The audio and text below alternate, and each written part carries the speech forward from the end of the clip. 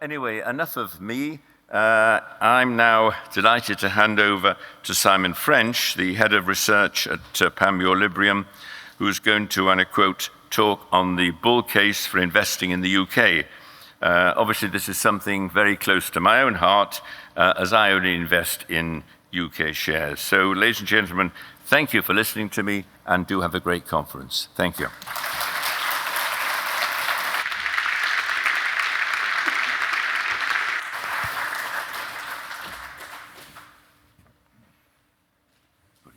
Thank you. And I thought you were going to leave me your water. Good morning, everybody. And a huge privilege to follow Lord Lee, but also a huge thank you to the Investor Summit for inviting me, and particularly Peter Higgins, who you heard from earlier, who is an unbelievable advocate for investing for the UK. And while my presentation today is unashamedly cup half full, Peter's is constantly overflowing with positivity. Anybody who knows him will be aware of that. And in the current proclivity for negativity, if you excuse the alliteration, it's one hell of a relief to have a voice like that in the marketplace. So, my name is Simon French. I'm chief economist at UK's biggest broker, Panmure Liberum, and also head of research. And I'm going to spend the next 20 minutes, maybe a little longer, maybe a little shorter, depending on how quickly I get through my slides, doing a bit of myth busting, really, on the UK. Not because all is unalloyed beauty in terms of the economy and the economic outlook. That would be naive, somewhat tone deaf to the structural challenges that all countries, all major economies are facing right now. But the title is there, it's the bull case, so I'm presenting largely one side of the argument and addressing some, 5 in fact, myths. Not quite myths. Perhaps if I occupy some part of the economic distribution, where do I sit? I sit in somewhere where the data really drives my thinking. There's a lot of ideologues out there who have a certain view on economics. My intellectual inspiration was the late Cabinet Secretary Jeremy Hayward, who, when I worked with him when I was in the Cabinet Office, used to come back to 2 words: what works? And to some extent, economics for me is about looking at data and understanding what's working, what is happening. I have no time for alternative facts, even though the most powerful man in the world does. So we'll cover myth 1, if that's okay, which is associated with value creation. And the thing I hear a lot from some investors, some people just commenting on the UK economy, is the UK doesn't produce anything of value. Not strictly true.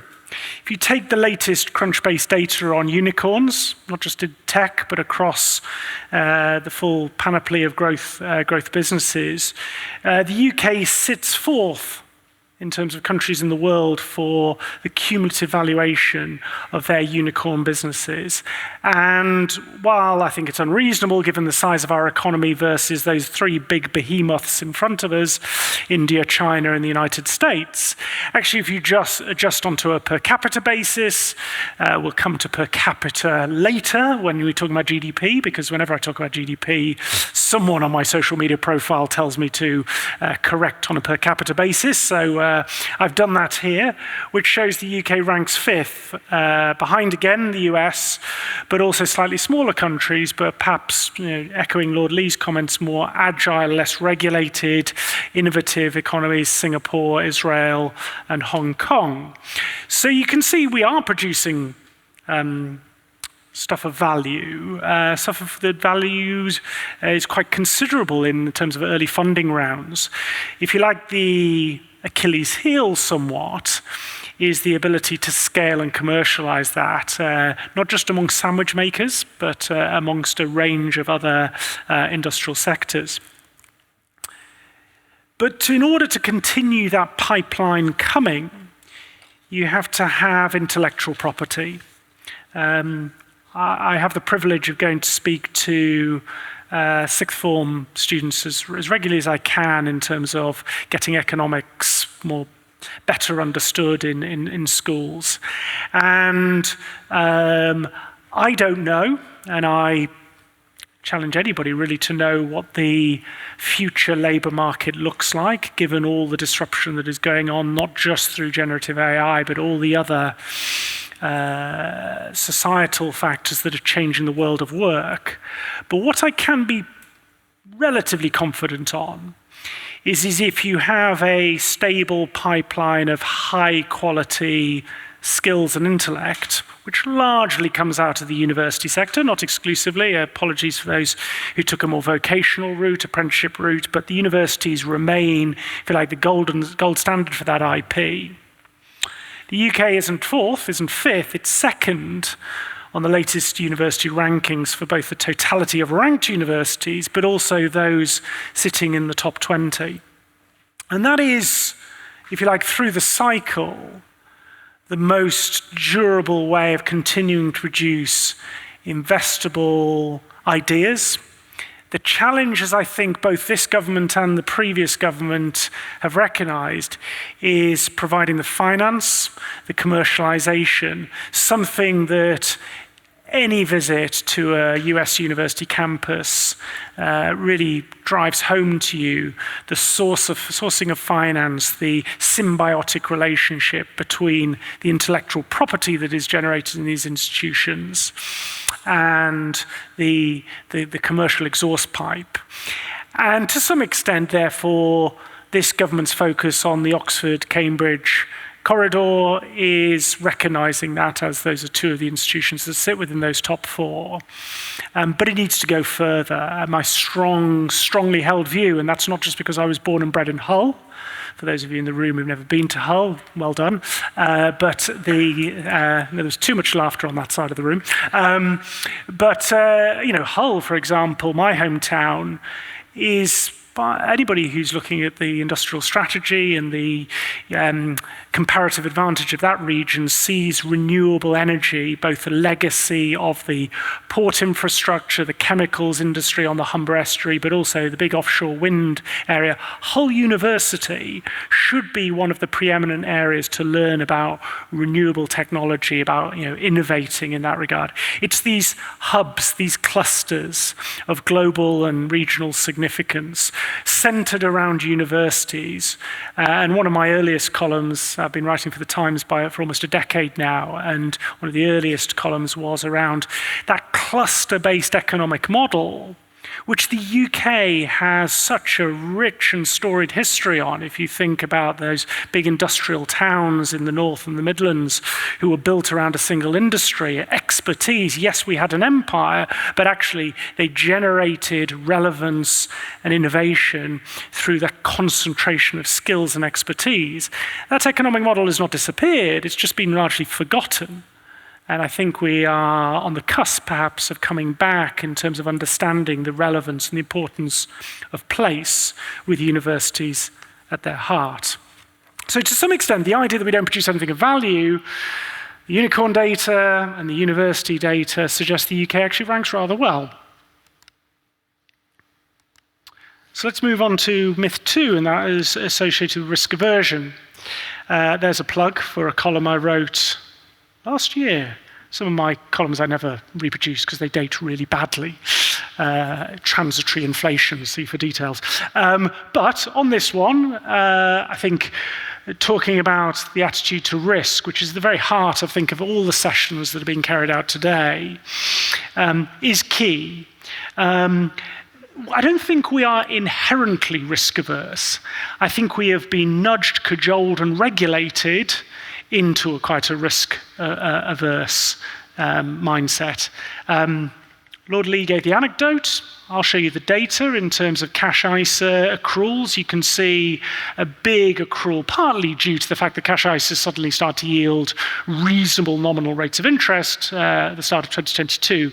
But that big ramp up from just shy of 300 billion to almost 425 billion in the latest data is what the Chancellor has her eyes on when she's will she, won't she, in terms of ISA reforms and trying to nudge people where suitable up the risk curve to, over any reasonable time horizon, generate risk-adjusted returns that are better than cash.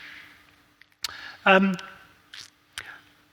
to some extent, I think, and this is my cup half full view of the world, is we are going to make this journey towards more financial literacy and more risk appetite, more risk understanding, somewhat organically as a result of the most extraordinary policy shift in my professional life. And I say that partly because I was involved in the putting together the regulation that came out of the Pensions Commission in the early 2000s for auto-enrollment and workplace pensions that came out of the Adair Turner Pensions Review, which now rides again, of course, the Pensions Commission. But that transition into workplace pension membership and active membership of DC schemes, now about 11 million Britons enrolled, changes the mindset. If you think about most of us, most financial education is bequeathed by our close relatives, our parents largely. And most of our parents, quite a few people in the room, didn't really have to worry about the investment because it was a DB scheme. The investment decision was outsourced. You didn't hold any of the investment risk. It sat with the trustees of the fund. I mean, you held some risk, Robert Maxwell, perhaps, but let's not go there. But in terms of people talk about a 401k culture in the United States. This, in my view, with a lag, and unfortunately quite a significant lag, so you probably need to pump prime this, will generate that financial literacy because you know what, you're holding the risk. You should take an active interest in what sits in your portfolio because actually in a DC scheme, you hold that both upside and indeed downside risk. And we have done a massive transformation in the course of a decade, into DC membership. But there are other things going on. The Leeds reforms, again, cynically, the Chancellor has a Leeds constituency, so of course they're the Leeds reforms.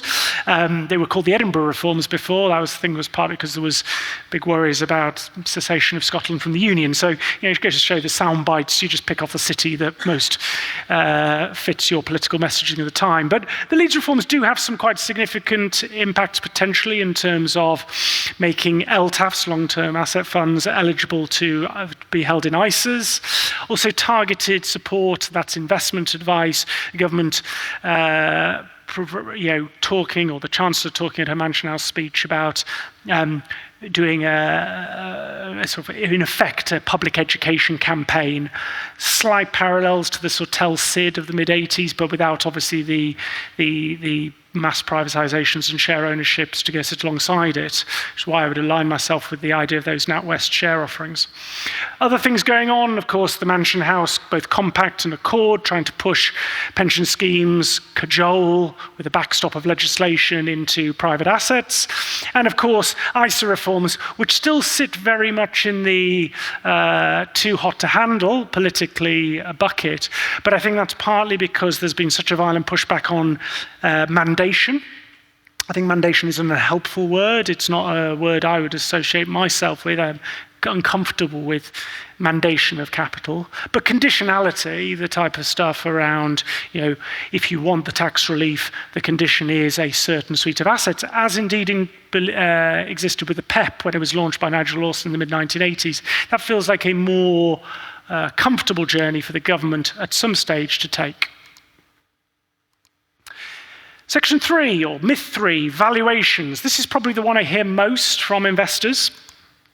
The idea that actually UK valuations simply represent fundamentals. They're at a 12 times leading PE, partly because there's not much growth around on the UK market.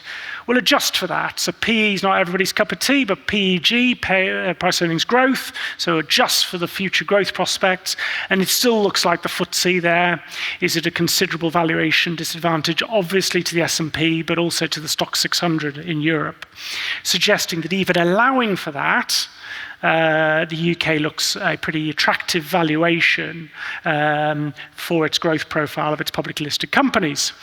The other argument, of course, is that actually we've just, I think, was it James Anderson, not the cricketer, but the fund manager, said it was a Jurassic Park index, the FTSE. Well, maybe there are some elements where we are overweight, most obviously commodities and banks, which traditionally have traded at lower valuations. But if you look at all sectors on the right-hand side here, all sectors in the UK are at a valuation discount to their equivalent sector on the world market. So it isn't just the overweight nature of, for example, basic materials, but it's across the board, all sectors at a discount, something of an allocation impact on the UK economy that has pulled down the valuations of all sectors. And it is those allocations which the government is trying to get its hands around, because this is taken from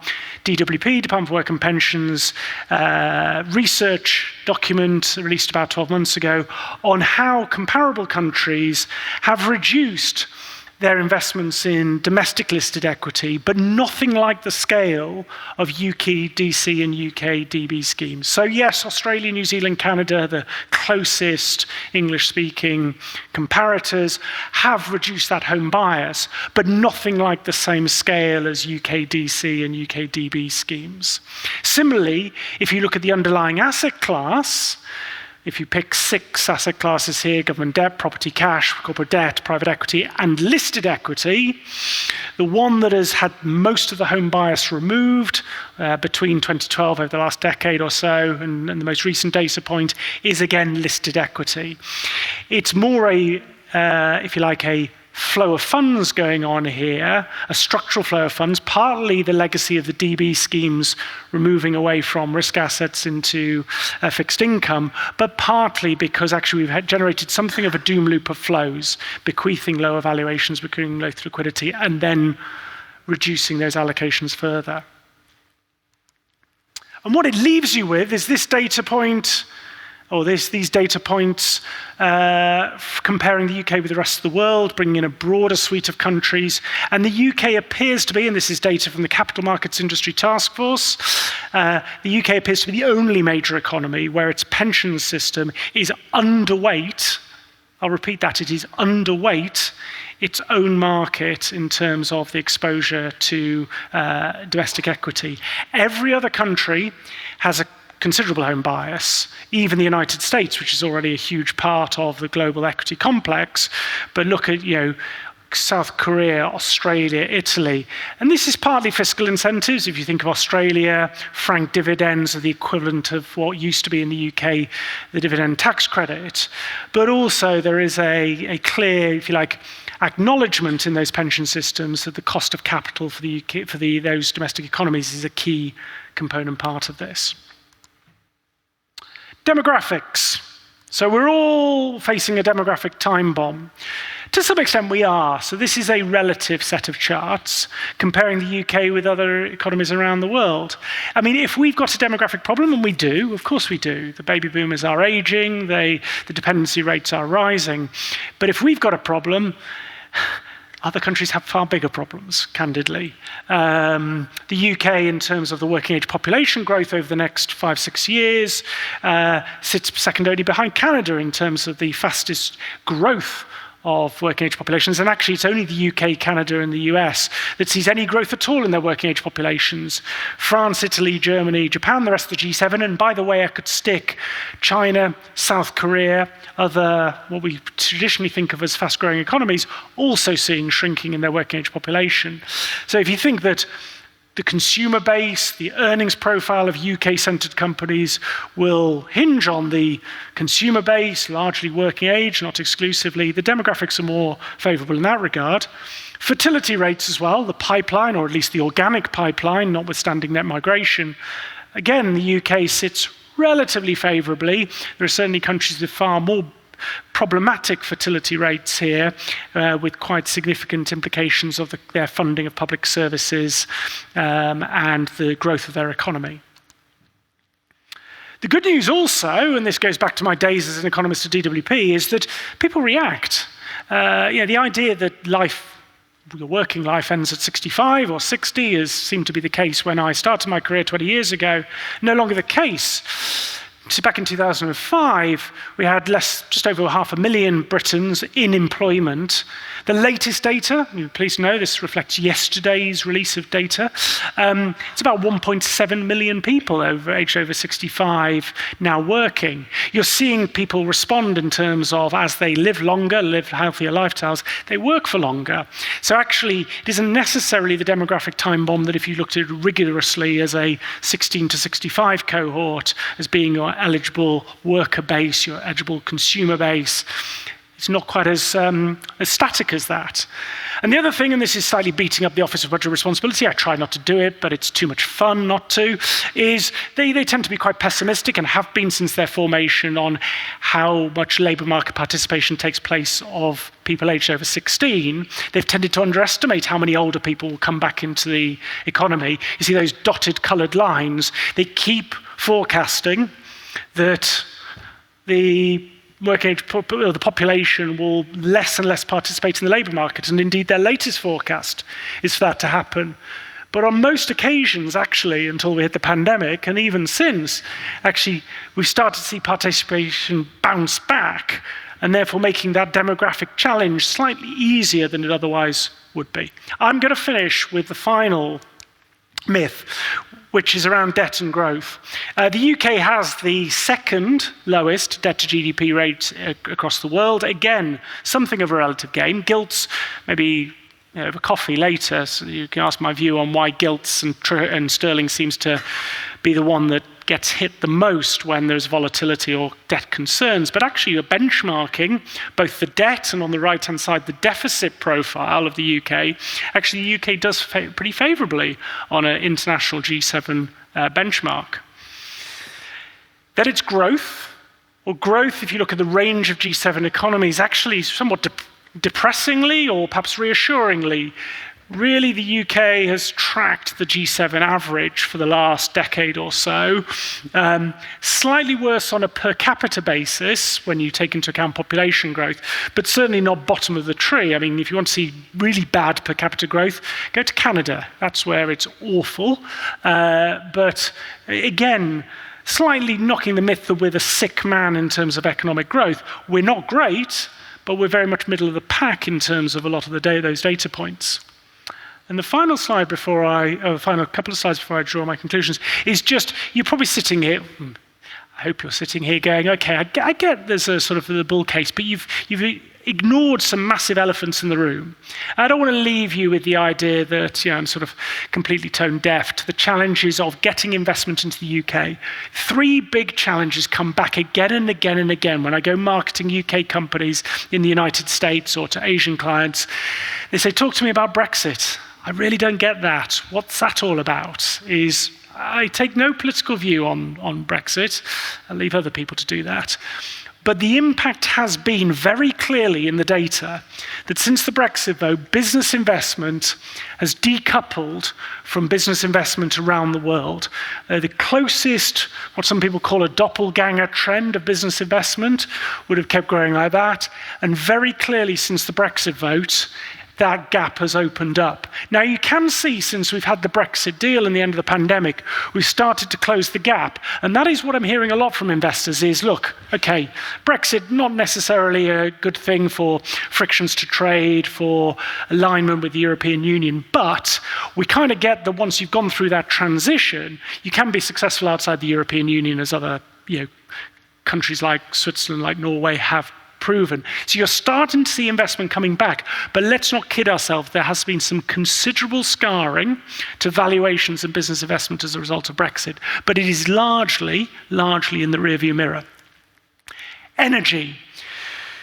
The UK is rarely an outlier on economic data points. it's normally middle of the pack, as I showed on the GDP. On energy, we look like a basket case. We are a basket case. The abundance narrative, which is catching light at the back end of the Biden administration, is certainly framing a lot of the views on energy from the Trump administration, which is all sources of energy, a glut, pushing down the cost of doing business. One of the reasons why the US productivity performance, why AI data centers, the rise of nuclear has been driving enthusiasm in the US, that's their energy costs. There's the UK. Getting a handle on this is absolutely key. I cannot tell you the number of investor meetings I go into which go, you're North Sea oil and gas. Why are you not utilizing that? You are importing it from us, the US, from Qatar, at 4 times the carbon footprint of taking it out of your own basin. That's madness. And the optics and the impact that has on the UK as making sensible investment decisions is quite painful to watch. Sort that and you start to reverse that barrier to investment. And the final one is housing. And I'll leave you with this chart. This is the proportion of assets in the United States in residential property, in pension assets, and in the equity market. It's not quite a third, but let's simplify. It's largely in that kind of ballpark. The UK, 2/3 in residential property. You want to see the damage of NIMBYism? You want to see the damage of the various tax incentives to store assets and invest in residential property? It is the squeezing of our equity market and our pensions assets in terms of capital. It's writ large when you benchmark. And until we grapple with that, either the tax system associated with it, land value tax probably the route through there, or permit, so much more permittance in terms of planning, then that is going to remain an impediment. But I leave you, I guess, with those conclusions that those myths perhaps give a fairer balance of some of the challenges the UK faces. And some of these 3 things, if you address it, the UK becomes an incredibly attractive investment proposition. And it has to be the faith that at some point, this government, a future government, grapples those 3 things and unlocks some of the value that sits in the UK market. I'll leave it there. Thank you very much for your time.